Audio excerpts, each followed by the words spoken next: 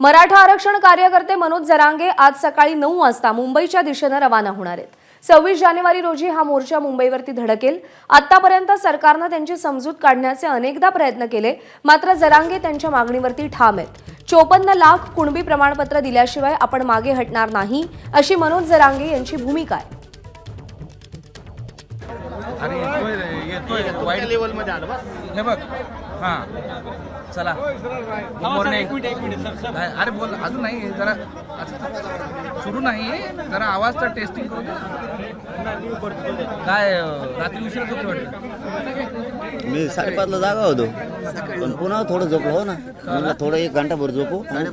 पण झोप आली? 5:30ला झोप आली का? झोप यायला काय नाही ना, लोक होते ना, झोप्याचा काय प्रश्न आहे। 2-2.5 वाजता लोक होते, परत एक झोपलो 1-2 घंटा, परत 4ला एक जण आले, तुम्ही रेडी झाला त्यांनी 1.5 घंटा 5:30 वाजेपर्यंत त्यांच्या सोबत ते गेले। म्हणलं थोडं झोपा, लगेच तुम्ही आले।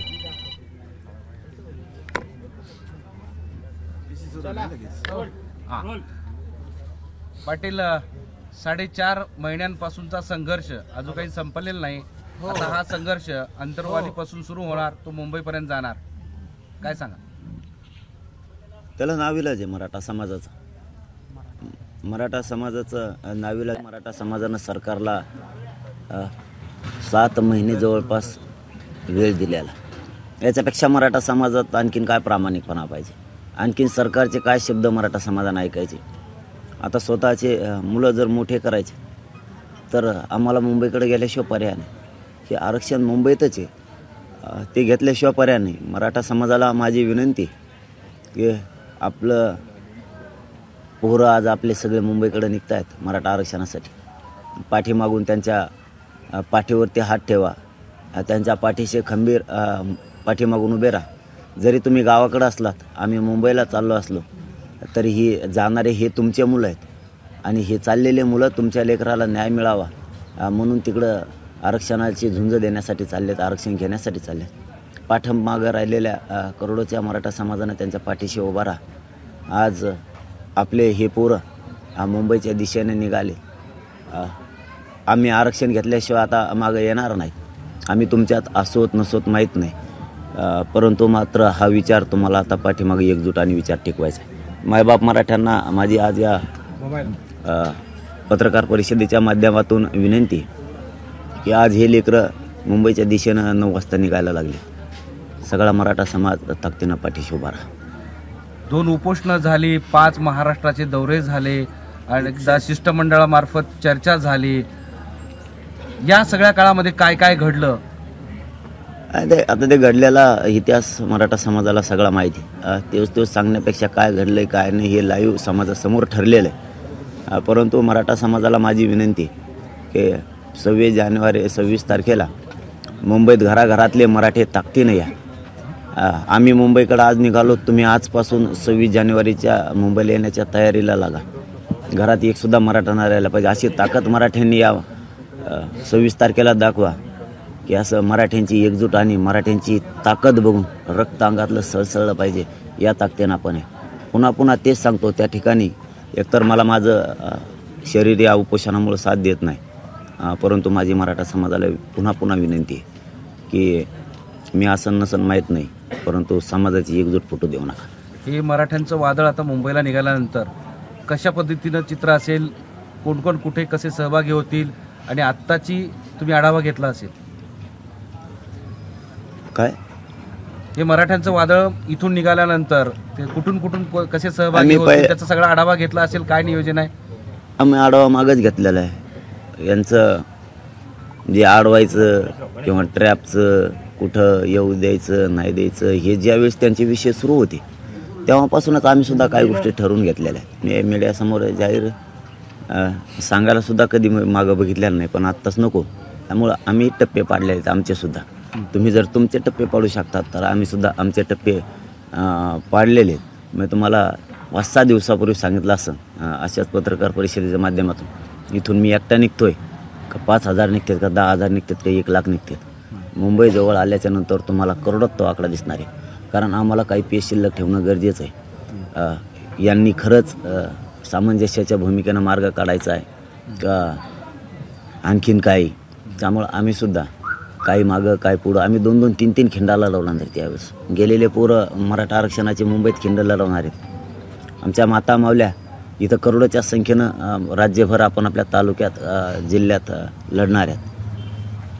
कुठं सरकारची भूमिका काय त्याचा सारासार सगळा विचार करून अनेक पलीकडच्या मुंबईच्या बाजूनही अलीकडे येण्यासाठी आम्ही सांगितलेलं आहे. आणि मराठी त्या ताकदीनं धावून येतील. पण मराठ्यांना माझी विनंती, आता ही शेवटची लढाई आरपारची. आता घरी राहू नका. जे मुंबईला येणार आहेत ते सोबत चला. जे पाठीमागून येणार आहेत ते 26 तारखेला या. परंतु जे पोरं आज मुंबईला निघाले यांना वाटं लावण्यासाठी गावागावातले मराठे सोबत राहा एक दिवसासाठी. ही मात्र सगळ्या मराठा समाजाला विनंती आहे. आणि सगळ्यांना स्वयंसेवक म्हणून काम करा. कोणी कोणाची वाट बघू नका. प्रत्येकानं स्वयंसेवक बघा. आपल्या आजूबाजूला कोणी काही केलं नाही पाहिजे याची काळजी सगळ्यांना घ्या. कोणी उद्रेक जाळपोळ करायचा प्रयत्न करेन त्याला उचलून पोलिसाच्या गाडीत टाकून द्या. कारण ही जबाबदारी आपली.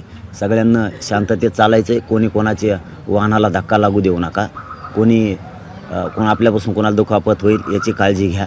आपलं हातरायचं पांघरायचं सगळं जेवणाचं साहित्य सोबत ठेवा. फक्त शांततेत चला. गाड्यामध्ये अंतर ठेवून चला. शांततेत राहा. कोणी दारू व्यसन असं काही कोणी करायचं नाही. कोणी वाद या पायी चालताना रॅलीत करायचं नाही. सगळ्या नियमाची काळजी घेऊन आपले मराठ्याचे आपण आपले भाऊ येते एकमेकाचे म्हणून कोणी कोणाविषयी राग व्यक्त करायचा नाही. सगळ्यांनी एका लाईनीत चालायचं. सामंजस्याचं म्हणाले. काल संध्याकाळपर्यंत किंवा आत्ता या क्षणापर्यंत राज्य सरकारकडून काही चर्चा झालेली आहे का? काही तुम्हाला बोलणं झालंय का तुमच्याशी? नाही, काय बोलणं झालेलं नाही, काय नाही. आणि बोलण्याची काय आवश्यकता बी नाही. बोलणं झालं पण नाही, काय आवश्यकता पण नाही. आम्हाला काय म्हणायचं त्यांना माहिती आहे. काय चर्चा आहे हे पण माहिती आहे. आता फक्त जे ठरल्याप्रमाणे मुंबईत तुम्हाला 3 करोडपेक्षा जास्त मराठा दिसणार आणि येताना आरक्षण घेऊन येणार याच्यावरती त्यावेळेसही ठाम होतं. आज पण का असं का म्हणता तुम्ही की बोलण्यात अर्थ नाही? नाही, काय किती दिवस चर्चा असते? चर्चा किती दिवस असते?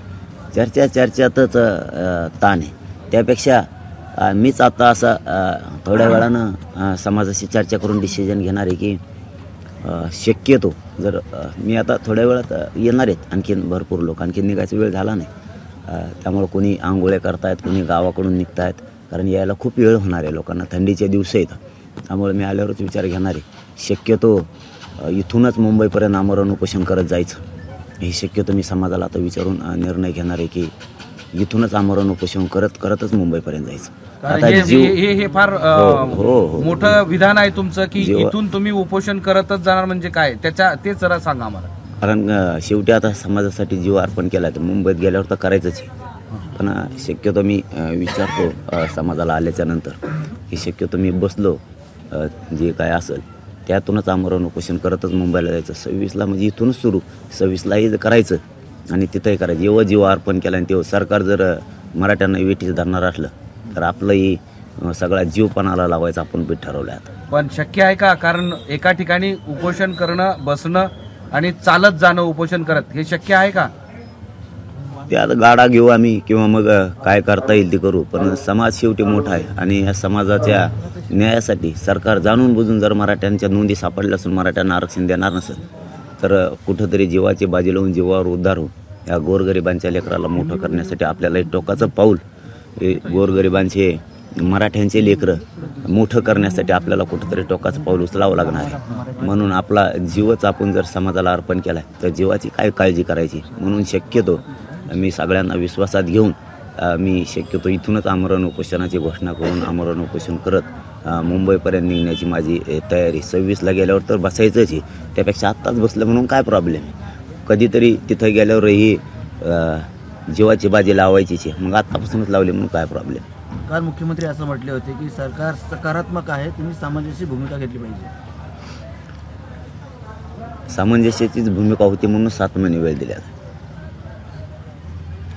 आम्ही त्यांच्या शब्दाचा मान सन्मान केलेला. याच्यापेक्षा काय करणार? मुख्यमंत्री एकनाथ शिंदे हे आता ऑनलाईन बैठक घेणार आहेत. आपण काही प्रतिनिधी सहभागी होणार का? काही चर्चा करणार का? काय आरक्षणाच्या संदर्भात ते बैठक घेणार काय? ते चर्चेत काहीच नाही. त्या चर्चेत जर 54 लाख नोंदी मिळालेल्या असून प्रमाणपत्र मिळत नाहीत, 54 लाखांच्या परिवाराला मिळत नाही तर त्या चर्चेत काय? त्यापेक्षा शेवटी आम्हालाच टोकाचा संघर्ष करावा लागणार. तर पाटील, तुम्ही असं म्हणताय की 54 लाख नोंदी असणाऱ्यांना अगोदर प्रमाणपत्र द्या. जर सरकारने या सगळ्या काळामध्ये ही प्रक्रिया पूर्ण केली तर 23 डिसेंबरपासून आत्तापर्यंत करू शकत होते. जाणून बुजून मराठ्यांच्या लोकांचं वाटोळं करायचं हे सरकारचं स्वप्न दिसतं. त्यामुळं आम्हाला आता टोकाचा लढल्याशिवाय पर्याय नाही. आणि ते देतील अशी आशा तरी कशी धरावी? कोण कोण विरोधात आहे, कोण कोण मराठा आरक्षणाच्या बाजूने, यामुळे काही अडचणी येत आहेत. त्यापेक्षा आपणच आता लढलं पाहिजे. सामंजस्याच्या भूमिकेला मुख्यमंत्री साहेबांच्या आम्ही कधी साथ दिली नाही. त्यांनी 30 दिवसाचा वेळ मागितला, आम्ही 40 दिवसाचा दिला. त्यांनी 3 महिन्याचा मागितला, आम्ही 3 महिन्याचा दिला. त्यानंतर त्यांनी 2 महिन्याचा 24 डिसेंबरपर्यंत मागितला, आम्ही 2 डिसेंबरपर्यंतसुद्धा 24 डिसेंबरपर्यंतसुद्धा वेळ दिला. आता 23 डिसेंबरला आम्ही घोषणा केली की आपण मुंबईला चाललो आहे. तर आता 23 डिसेंबर ते 20 जानेवारी म्हणजे 2-3 दिवसांनी हा सुद्धा महिना आहे. याच्यापेक्षा काय करायला पाहिजे? आमची काय चूक आहे? आमची काय चूक आहे? आम्ही जर गोरगरिबांच्या पोराला न्याय मिळावा म्हणून इतका वेळ दिला आणि इतका वेळ दिलेला असताना सरकार 54 लाख प्रमाणपत्र देणार नसताना आणि त्याच्या परिवाराला देणार नसेल, आमच्या त्या 54 लाखाला आणि परिवाराला दिलं तर आज 2 ते 2.5 कोटी मराठ्यांच्या पोरांचं कल्याण होतं. तुम्ही जाणून बुजून देणार नसाल तर मग मुंबईत जाऊन पण उपोषणालाच बसणार आहे. त्यापेक्षा इथूनच आमरण उपोषण केलं म्हणून फरक काय पडला? तुम्ही म्हणताय की मुख्यमंत्री यासाठी प्रयत्न करतायत, पण नेमकं कोण अडवतंय? कोणाच्या मनात असं आहे की तुम्हाला न्याय मिळू नये म्हणून हा सगळा अडकवण्याचा, अडकाठी आणण्याचा प्रयत्न आहे? तुम्ही थेट का सांगत नाही, थेट का बोलत नाही? कारण तो निर्वाणीचा दिवस आज आलेला आहे. नाही, ती वेळ याच्यातच येणार आहे, आत्ता नाही. पण वेळ आणि काळ येऊ द्यावा लागतो. कारण शेवटी कुठलाही विजय मिळवायचा असेल किंवा कोणा एखादं आंदोलन यशस्वी करायचं असलं तर वेळ आणि काळ येऊन द्यावं लागतं. कारण टप्प्यात आल्याशिवाय आपल्याला ते सांगणंसुद्धा योग्य नाही. कारण समोरून जो रचलेला ट्रॅप आहे, ज्यावेळेस ते घडन त्यावेळेस त्या माणसाची भूमिका पडद्यामागची पडद्याच्या समोर आम्ही आणणार आहे. तुम्ही खंबीरपणे मुंबईला जाणार असं दिसतंय, पण खचलेले दिसत आहेत, तुमच्या डोळ्यात अश्रू दिसत आहेत. काय ही वेदना वाटते का की एवढं सगळं करताना सुद्धा हे सगळे महाराष्ट्रातले मराठे या सगळ्या वेदनेने असताना सुद्धा सरकार सकारात्मक बघत नाही, केवळ फक्त परीक्षा बघते असं वाटतंय का आडकाठी आणण्याचा प्रयत्न करते? तुमच्या डोळ्यातला एक तो भाव आहे तो. नाही, वाईट हे वाटतं. 54 लाख नोंदी मिळाल्या, 45 वर्षापासून समाज लढतोय, करोडोच्या संख्येनं मराठा समाज एकत्र आला आणि 250-300 पेक्षा जास्त बलिदान गेले. आमच्या लेकरांच्या डोळ्यात कंपाळाचं आई बहिणीचं कुंकूसुद्धा गेलं. अरे इतकं निर्दयी सरकार असू शकतं?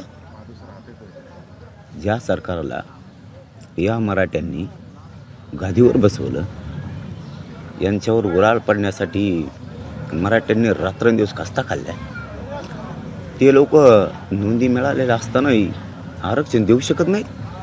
म्हणजे हे इतकं भयानक हे दृश्य. नोंदी न मिळालेल्या लोकाला आरक्षण देऊन सुद्धा टाकलं आणि माझ्या गोरगरिबांचे मराठ्यांचे पोरं मरायला लागले आणि तुम्ही त्यांना आरक्षण सुद्धा देऊ शकत नाही हक्काचं.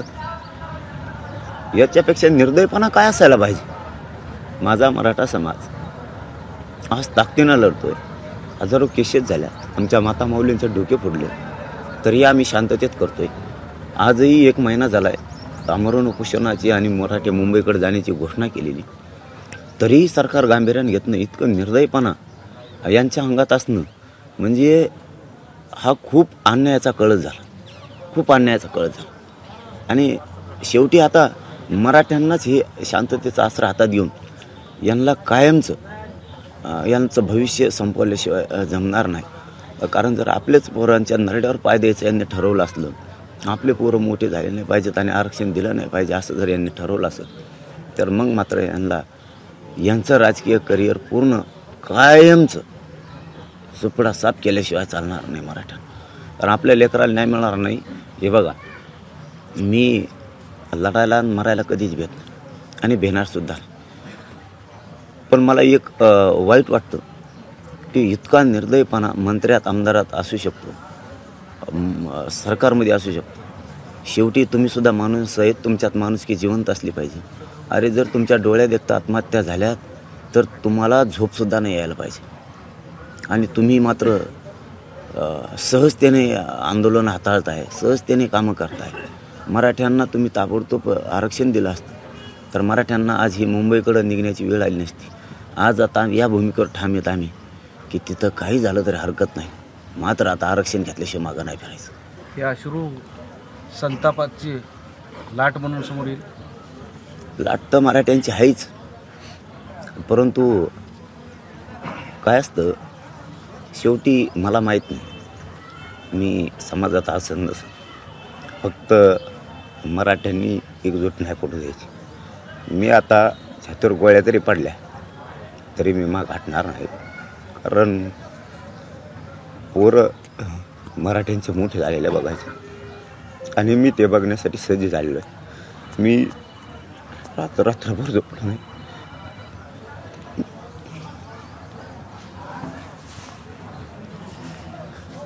आता शेवटचं मराठ्यांना एवढंच सांगणं आहे, मी तुमच्यात असं नसन मला माहीत, पण मराठ्यांची एकजूट काय झालं तरी फुटून द्यायची नाही. आरक्षण घेतल्याशिवाय आता नाही मागं हटायचं. आपले पोरं संपवण्याचा घाट कशामुळे घातला आहे? आपले मराठ्यांचे पोरं आत्महत्या करायला लागले तरी पण हे सहज आंदोलन घेत आहेत. आपले पोरं संपले पाहिजेत. आरक्षण असून सुद्धा हे का स्वप्न सरकार बघते हे कळत नाही. आमचे पोरं आरक्षणासाठी लढायला लागले. आमच्या मराठा समाजाच्या नोंदी सापडल्यात तरी पण हे देत नाहीत. मला फक्त या समाजात मी असं नसन याचा मला जास्त त्रास होतोय की मी माझ्या समाजाला न्याय पण दिला पाहिजे आणि माझा समाजसुद्धा मी बघायला पाहिजे. परंतु या उपोषणामुळं शरीर साथ देत नाही आणि लढाई आता टोकाची. म्हणून मी माझ्या समाजाला सांगितलं की मी आपले मराठ्यांचे लेकरं मोठे व्हावेत म्हणून मुंबईकडे निघालो.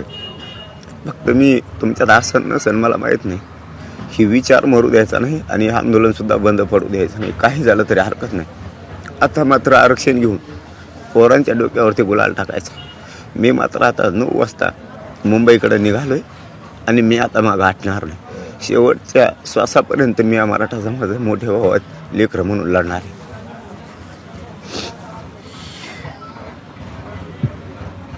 ही वेळ सरकारने आणली आणि सरकारमधल्या सगळ्या व्यवस्थेने आत्तापर्यंत जे काही तुम्हाला सांगितलं ते सगळं हे केवळ तुम्हाला झुलवण्यासाठी आणि या वेदनेपर्यंत आणण्यासाठी होत असं. आणि मला माझे बलिदान डोळ्यासमोर यायला लागले, म्हणून माझ्या डोळ्याला पाणी यायला लागलं की जे कुटुंब ज्या बांधवाने आमची आत्महत्या केली ना, त्या माता माऊली जाऊन विचारा करता पुरुष घरात नसल्यावर काय होतं. ज्याचा एकुलता एक पोरानं आत्महत्या केली त्याच्या बापाला जाऊन विचारा काळजातलं लेकरू नसल्यावर काय होतं. ज्या दिवशी संक्रांतीचा सण करायचा त्या दिवशी त्या माऊलीला नवऱ्याची पण आठवण आली आणि कंपाळाला कुंकू कसं लावायचं याची पण आठवण आली. माझ्या डोळ्याला पाणी येण्याचं कारण ते की शेकडो माता माऊल्यांच्या कंपाळाला कुंकू नाही राहिलं आमच्या. तरी इतका निर्दयपणा सरकारच्या मनात असू शकतो. आता यांचा नीटोबा सरळ केल्याशिवाय मराठ्यांना आता शांत बसून नाही चालणार. शेवटी आपले मुडदे पडत असले ना, आपल्या मराठ्यांच्या पोरांचे वाटोळे होत असले, आता आपल्याला शांत बसून नाही चालणार. कारण आपण आता बघायची भूमिका नाही घेऊ शकत. आपल्याही मनगटात खूप ताकद आहे. आता आपल्याला तिचा पुरा उपयोग करायला लागणार आहे. कारण बलिदानं गेलेत असे की काहींचे एकुलते एक मुलं गेलेत. काल एक पैठणचा बांधव आला होता, त्याचा एकुलता एक मुलगा होता. तो कुठं सरकारची मदत मिळावी म्हणून माझ्याकडे आला नव्हता. 3 महिने झालं त्याचा मुलगा आपल्यासाठी बलिदान देऊन. आपल्याला कोणालाच माहीत नव्हतं. म्हणून कालपासून मी खूप व्यथित झालेलो आहे की आणि माझ्या डोळ्याला पाणी याचे कारणंसुद्धा ती आहेत की 250-300पेक्षा जास्त बलिदान गेले. आणि काल पैठणचं बलिदान गेलेलं त्या बापानं सांगितलं सुद्धा नाही. तो दुःखात होता खूप. त्याने सांगितलं आता माझं एकुलता एक पोरग गेलं आहे, फक्त तुम्हाला सांगायसाठी आलो आहे. जाऊ द्या, माझं गेलं तर एकुलता एकच होतं, जाऊ द्या गेलं तर, पण आरक्षण घ्यायचं आहे आपल्याला. त्यावेळेस असं अंगात काटे आले होते आणि अंगाचा थरकाप उडाला होता की एकुलता एक पोरगा जाऊन जर समाजाची ही भावना असेल तर इतकं नालायक सरकार असू शकतं की लेकरं त्यांचे जनतेतले लेकरं मरत असताना सुद्धा त्यांच्याच जनतेतले लेकरं मरत असताना हे सरकार उघड्या डोळ्याने बघू शकतं आणि ते बी हक्काचं आरक्षण असो. काय वाटत असेल त्या बापाला. पोरगण या आत्महत्या केली मराठा आरक्षणासाठी आणि एकुलतं एक होतं. काय राहिलं त्याच्या घरात? कोणीच नाही राहिलं. असे शेकडो कुटुंब आहेत या महाराष्ट्रातले की त्यांच्या घरातले कर्ते पुरुषी गेले, कोणाचं एकुलतं एक पोरगं गेलं या आरक्षणासाठी. तरीही सरकारने माझे मराठा समाजाला हात जोडून आव्हान आहे की मायबापा आता या आरपारची शेवटची लढाई, आता घरी नाही राहायचं, तात्यानं पेटून बाहेर आहे. केशी फिशी सगळं झुगारून लावा, काय होत नाही त्यांनी. आपले लेकरं मेलेत ते आपल्यात नाही आहेत. त्यांच्या बलिदान, त्यांचं स्वप्न आपल्याला पूर्ण करायचं. म्हणून सगळे घराच्या बाहेर पडा आणि मुंबईकडे चला. मी शक्यतो आता समाजाला विचारू, शक्यतो आजपासूनच आमरण उपोषण करत करत मी रस्त्यानंच मुंबईपर्यंत जाणार आहे. 26 जानेवारीपर्यंत तिथं गेल्यावरही मला उपोषणच करायचं आहे. शेवटी मला जीवाची बाजी तिथंही लावायची. पेक्षा ह्या गोरगरीब मराठ्यांचे पोरं मोठे व्हावेत, मराठा समाज मोठा व्हावा आणि याला आरक्षण मिळावं म्हणून. आणि ते जे बलिदान गेलेत, या बलिदान मला इतके व्यथित करायला लागलेत की मला कर्मसुद्धा नाही त्या बलिदानामुळं. त्यामुळे त्यांचं स्वप्न आता पूर्ण करायची वेळ आली. बलिदान गेलेल्या भावांची हजारो लाखो पोरांवरती राज्यात केसेस झालेले आहेत, त्यांचंही आता स्वप्न साकार करायची वेळ आली. आणि म्हणून आता तिथं गेल्यावर काय बाजी लावायची आणि इथून काय लावायची, इथून तिथपर्यंतच करत करत जायचं असा माझ्या डोक्यातला रात्री चाललेला विचार आहे. मी आता फक्त समाजाला विचारून ते ठरवणार आहे. शेवटी समाजाला मायबापाला विचारून तिथं गेल्यावर करू का इथूनच सुरू करू एवढं विचारणार. मात्र माझी 100% मनस्थिती झालेली की आता आमरण उपोषण करतच मुंबईपर्यंत जायचं. रस्त्यात शिष्टमंडळ भेटीसाठी येईल किंवा पोलीस पुढे जाण्यासाठी किंवा यंत्रणा पुढे जाण्यासाठी तुम्हाला अडवतील अशी शक्यता नाकारता येत नाही. त्यावेळेस तुमची भूमिका काय असणार? नाही, त्यांचा येण्याचा काय संबंध नाही. त्यांचा येण्याचा काय संबंध. त्यांनी आरक्षण देणं जबाबदारी आहे त्यांची. कारण शासकीय नोंदी जर सापडून तुम्ही देत नसाल तर आता मात्र आम्हाला आता लढावं लागणार आहे. हे मी जास्त खचतो कुठं की माझ्या जर लक्षात हे असं भावनिक क्षण आला तर मात्र तिथं खचतो. नसता मी इतका कणकर आहे की मी सरकारलाच काय, मी कोणालाच घेण्यात नाही मराठा आरक्षणाच्या विरोधात येणार. फक्त माणूस तुम्ही असो किंवा मी असो, शेवटी माणुसकी ज्यावेळेस काळजात जिवंत होती त्यावेळेस नाही सहन होत.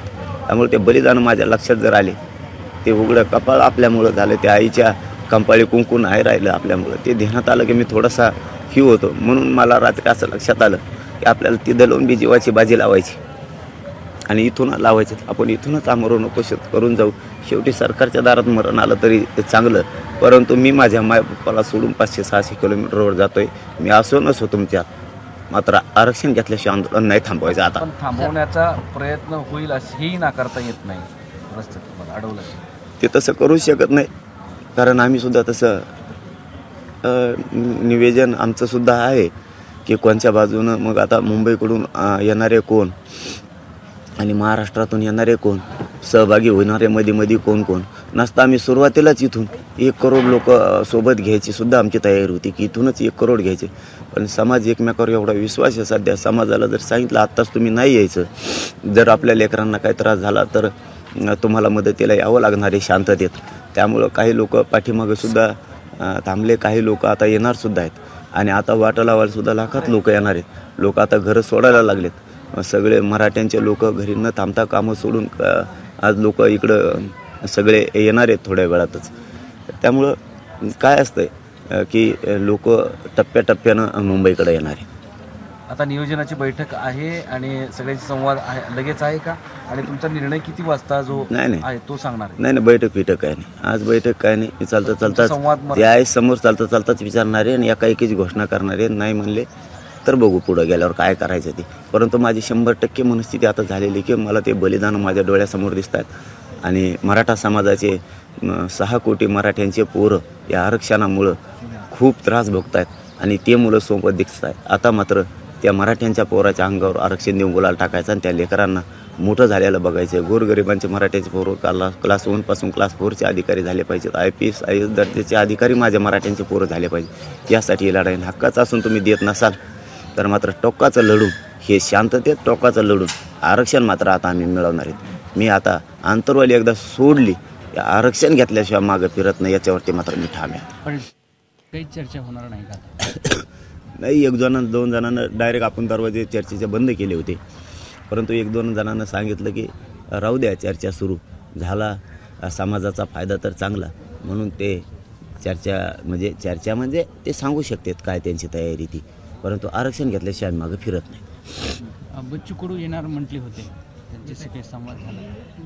नाही, मला नाही संवाद नाही झाला माझा. की ते त्याचा आता समाज आहे, शेवटी समाजात सगळे आले. समाज म्हणून या रॅलीत सहभागी होणारा आमदार असो, मंत्री असो, खासदार असो, सत्ताधारी असो, विरोधक असो, कोण जे असेल तो समाज म्हणून सहभागी होणार आहे.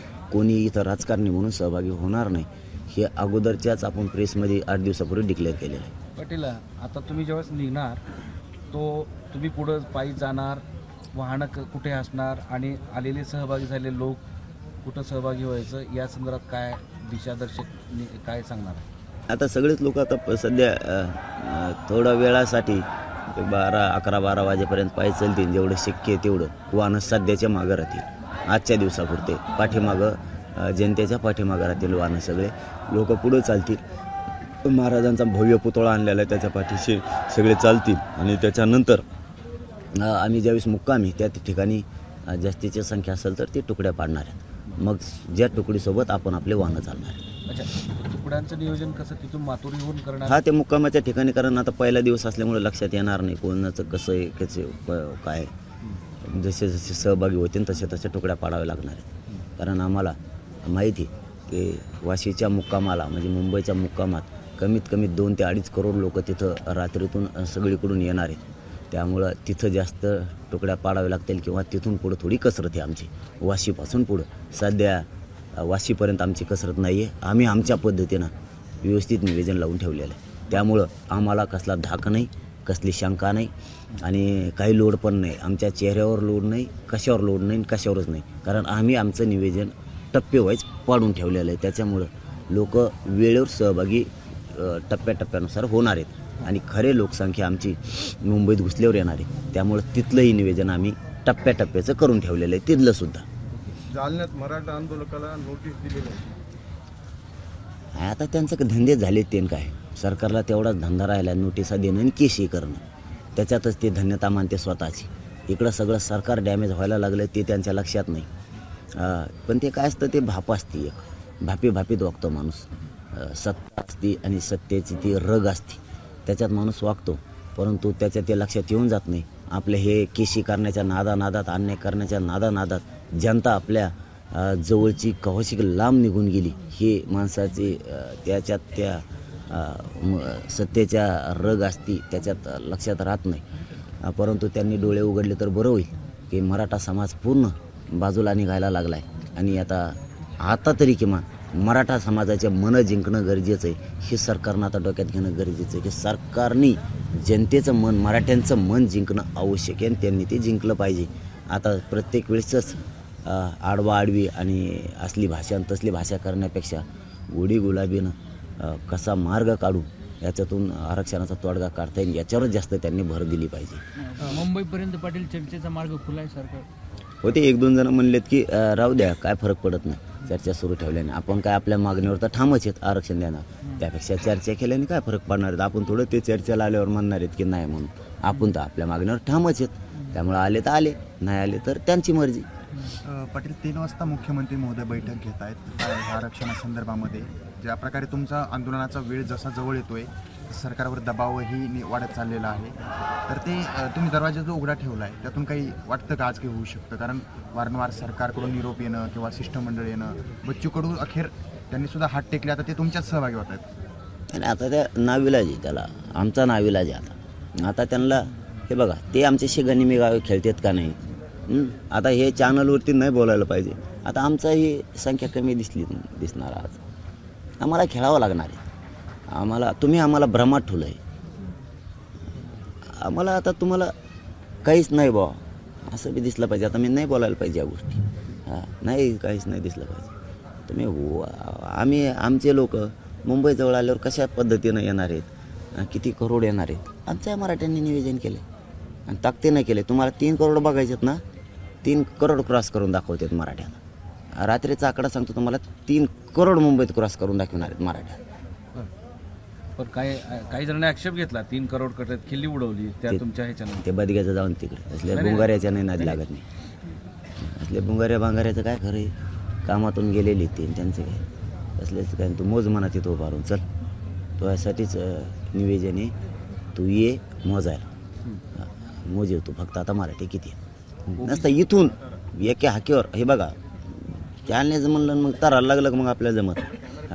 इथून 50 लाख ते 1 कोटी लोक काढतो. मग आमच्या लोकांची किती हरबडी. आम्ही आमचं निवेदन व्यवस्थित केलं. हरबडी बी नाही झाल्या पाहिजे, कोणी आजारी नाही पडलं पाहिजे, रेलचेल नाही झाली पाहिजे, गर्दीत वरगाडा वरगडी नाही झाली पाहिजे, सुखरूप बी मुंबईत जायचं, आरक्षण बी आणायचं. आम्ही बी आमच्या लेवलनं टप्पे पाडले असतं. इथं एका तुम्हाला सांगतो, एका फटक्यात इथं जरी म्हणलं तरी 5 लाख लोक येतात नुसते आमच्या गोदापट्ट्यातले. 123 गावातलेच, नुसते 123 गावातलेच सगळे निघू शकतात. पण सगळ्यांच्याच हालापेष्टा करायच्या, सगळ्यांनाच बेजार करायचं, त्यापेक्षा वेळेवर या ना. आम्ही चालतो तोवर पुढं. जे आत्ता इथं अंतरवालीमध्ये आलेले आहेत ते ट्रॅक्टर, टेम्पो, ट्रॉलीसह आलेले आहेत. त्याच्यामध्ये सगळं गॅस, खानपान सगळं घेतलं आहे. काही जणांनी स्वतःच्या पाण्याचे टँकरसुद्धा हे केलेले आहेत. हे सगळं आहे. पण जेवणासाठीचं दिवसभराचं नियोजन काय आहे आणि मुक्कामाच्या ठिकाणी, कारण थंडीचे दिवस आहेत प्रचंड, रात्रभर कुडकुडत थंडी वाजते. काय सगळ्यांना सोय करायची सांगितलेली, ज्याची त्याची ज्याला त्याला त्यांनी केली असेल ज्याची त्याची सोय सगळ्यांनी, आणि ते करतील सुद्धा, काय अडचण नाही. पण गावोगावी बी खूप झालेले जेवणाच्या, त्याच्या खूप सोय झाल्यात. रस्त्यावरती जेवणाचे ते स्टॉल आहेत जेवणाच्या, त्याच्या मुंबईपर्यंत अडचणी येणार. पूर्ण ताकदीनं सगळे मराठा समाजानं तयारी केलेली, त्यामुळं ती काहीच अडचण नाही. आम्ही आमच्या पद्धतीनं सगळं नियोजन केलेलं आहे. मराठा कोणत्या दिवशी मुंबईत येणार याचंही केलेलं आहे आम्ही. मागच्या लोकांनी कधी कसं थांबायचं हेही केलेलं आहे. आमच्यासोबत नुसती गर्दी होऊन आपल्याच लोकांचे हाल होऊ नयेत, आपल्याच लोकांचे एकमेकाला इन्फेक्शन झाल्यासारखं ही होऊ नये, किंवा आपलीच रांग जाऊन 10-50 किलोमीटरवर आणि मग आपलेच माणसं आपल्यालाच सापडू नये असं नाही हो. आम्ही हे बघा इतकी अप टू डेट काळजी घेतलेली की लोकाला दाखवून काय नाही करायचं आम्हाला.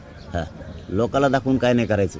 लोक इतकेच आहे सुरुवातीला आणि तितकेच आहेत. आम्हाला यश महत्त्वाचं आहे. लोकाला दाखवण्यात आम्हाला मोठेपण नाही किंवा हुशारक्या मारायच्या नाही की इतके तितके. आमचे निवेदन आम्ही पद्धतशीर केले आणि त्याच्यात आम्ही 100% आजचे बघून यशस्वी झालो. नाही तर आम्हाला असा दाखवता की आपण मस्त सांगितलं आहे पण येतेत का काय पुरीची पुरीच लवखंड. पण मात्र आज एक वेगळा आनंद आहे की मराठा समाजाला सांगितल्याप्रमाणे मराठा समाज करतोय. नाही तर मला रात्रीपर्यंत बी दाखवता आपण सांगितलं आहे परंतु ही सगळीच लोखंड येते का काय की तरी. पण मराठे खरंच सुज्ञ झालेत, आता खरंच सुज्ञ झालेत. नसता ह्या वर्दळीनं 5-50 किलोमीटरची लाईन झाली असती आणि आम्ही सगळं आमचं निवेदन कोलमडून गेलं असतं, सगळं निवेदन कोलमडलं असतं. पण मराठ्यांनी मात्र खरंच धन्यवाद द्यावा लागते या जातीला. लोक म्हणत होते का एक होत नाही ऐकत नाही, खरंच धन्यवाद द्यावा लागतील की जे निवेदन ठरलं आहे त्याप्रमाणे पुरी ताकदीनं आता 26 तारखेला येतील याची मला पक्की गॅरंटी मिळाली. वेदना घेऊन जाणारे मराठी आले होते तुम्हाला भेटायला, त्यांनी स्वतः तुमच्यापासून सोडवलं होतं. आता वाटतंय मुख्यमंत्री साहेब परत येतील, तुम्हाला भेटतील, काही तोडगा काढतील, कारण त्यांनी महाराजांच्या समोर शपथ घेतली होती की आरक्षण दिल्याशिवाय मी काही स्वस्त बसणार नाही. तो त्यांचा प्रश्न आहे, आता काय करायचं. आमचा प्रश्न आमच्या समोर आहे, त्यामुळे आम्ही तर मुंबईकडे निघालो. त्यांनी काय करायचं काय ठरवायचं त्यांचा प्रश्न. तुमचं काय आव्हान आहे आता शिंदे साहेबांना किंवा नाही आव्हान केले, आता किती दिवस आव्हान करणार. आव्हान करायला सुद्धा काही मान मर्यादा आहेत, किती दिवस करायचं ते त्याचा प्रश्न आहे. त्यांना माहिती आहे आम्हाला काय पाहिजे, आम्ही कशावर येत, आम्हाला समाजाशिवाय काय लागत नाही, आम्हाला समाजाचं आरक्षण पाहिजे आणि ते देता येते. त्यांना द्यायचं नाही आणि आम्हाला घ्यायचं आहे. वेदना घेऊन जाणाऱ्या मराठ्यांमध्ये उत्साह जास्त आहे. जागोजागी सत्कार, बरंच मोठमोठे हार वगैरे ठेवले. पुन्हा तेच सांगू का, खरंच मला एक आलता मराठा समाज 14 तारखेला म्हणून गर्व वाटला माझ्या जातीचा आणि आज सुद्धा गर्व वाटायला लागला. सांगितल्याप्रमाणेच मराठा जमलाय. मला इतका धाक पडला होता की जर हे पहिल्यासारखे लोखंड इकडे आले तर आपलं सगळं नियोजन कोलमडणार आहे पहिल्याच दिवशी. परंतु ज्या ज्या टप्प्यावरती निवेदन झाले, जसे जसे मराठी सहभागी होणार आहेत तसाच मराठा वागायला लागला. मला इतकं कौतुक वाटायला लागलं ह्या जातीचं की खरंच अशी जात होणेच नाही. हां, मराठ्यासारखी जात होणेच नाही. इतकं कौतुक वाटायला लागलं मला जातीचं. सांगाल तसंच सध्या मराठा समाज करायला मराठी. मला आजच्या निवेदनावर असं आनंद वाटायला लागला की 100% ठरल्याप्रमाणे मुंबईतच मराठी सगळेचे सगळे 3-4 करोड मराठी मुंबईतच घुसणार आता. पाटील, आम्ही मनोज जरांगे पाटील लढणारे, ओरडणारे, गर्जना करणारे पाहिले, मात्र आज डोळ्यात अश्रू असणारे जरांगे पाटील आम्ही पाहिलेले आहेत. वेदना मनामध्ये आहेत. मात्र दुसरीकडे तुम्ही आता जे विधान केलंय, सरकारच्या दारात मरण आलेलं कधीही चांगलं, ही वेळ येऊ शकते का? कारण ह्या तुमचं जे विधान आहे ना, हे प्रत्येकाला एक हृदयाला धक्का देणार आहे.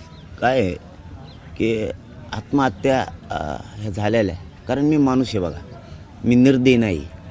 मला त्या आत्महत्या लक्षात आल्यात. मला कालपासून करमत नाही आहे त्याबद्दल की त्या माता माऊलींचे इतके हाल सुरू आहेत करता पुरुष गेल्यामुळं. तुम्ही 10-5 रुपये सरकारनं मदत दिली म्हणून आमचं कुटुंब चालणार नाही आहे किंवा आमचे माणूस परत येणार नाही आहे. आता त्या लय वेदना होत आहेत की. आणि काल त्यातले त्यात एक पैठणचं आत्महत्या लक्ष त्यांनी येऊन सांगितली. तर मला इतकं काळजाला लागलं ते की एकुलता एक मुलगा गेला आणि बापानं सांगितलंसुद्धा नाही. म्हणजे आरक्षणासाठी मराठ्यांची कोणत्या टोकाची तयारी. त्यामुळं मग आपलं मनस्थिती अशी झाली की चला आपण जीवच समाजाला अर्पण केला आहे ना, आता तिथं आमरण उपोषणाचे ना टोकाचंच, त्यापेक्षा इथूनच करत चला, काही हरकत नाही. समाजासाठी जीवन अर्पण केलं आहे, मरेपर्यंत आता मागं नाही हटायचं. म्हणजे हे आंदोलन म्हणून ते डोळ्यात पाणी आले होते. म्हणजे ते असं नाही, ते मी माणूस घे आणि माझ्या भावना मला सहन नाही होत म्हणून ते हे आंदोलन शेवटचं आणि यानंतर कधीच मराठ्याच्या आरक्षणासाठी आंदोलन होणार नाही असा तुम्हाला विश्वास वाटतो? त्याच विश्वासानं तुम्ही निघताय? हो, आता नाही मराठा आरक्षणासाठी बार आंदोलनं नाही करायचं. हे शेवटचं आणि पहिलं आंदोलन इतक्या ताकदीनं होणार आहे की मी सांगितलं ना तुम्हाला आत्ताच की समाजाला सांगितलं तसं समाज करतो. इतका गर्व वाटतो या समाजाचा. शांततेत सांगितलं मराठी शांततेतच. आता मुंबईला शांततेत यायचं सांगितलं मराठी शांततेत. टप्प्याटप्प्यानं आपण मुंबईकडे एकदाच जर गर्दी केली तर सगळं कोलमडून जाईल आपलं, हेही समाजानं मानलं. म्हणजे मला इतका आज काय बोलावंच कळत नाही, इतका आनंद झाला की समाज खूप ऐकतोय. आणि 26 तारखेला करोडोंना मराठी मुंबईत घुसणार आहे. आता मात्र मला खरं वाटायला लागलं की मुंबईत येणार. जर आज कोलमडलं असतं, सांगितलं एक आणि मराठ्यांनी गर्दी केली, असं जर झालं असतं तर मग मात्र वाटलं असतं आता मुंबईचं थोडं मागं पुढं आहे. आता मात्र 100% मराठी घरी नाही थांबत. तर माध्यमांशी बोलताना मनोज जरांगे भाऊक झालेले आहेत. मराठा बांधवांना मोठं करायचं आणि त्यासाठी आपण मुंबईच्या दिशेनं जातोय. मुंबईच्या वाटेवरच आपण उपोषणाला सुरुवात करू असंही त्यांनी सांगितलेलं आहे. एबीपी माझा, उघडा डोळे बघा नीट.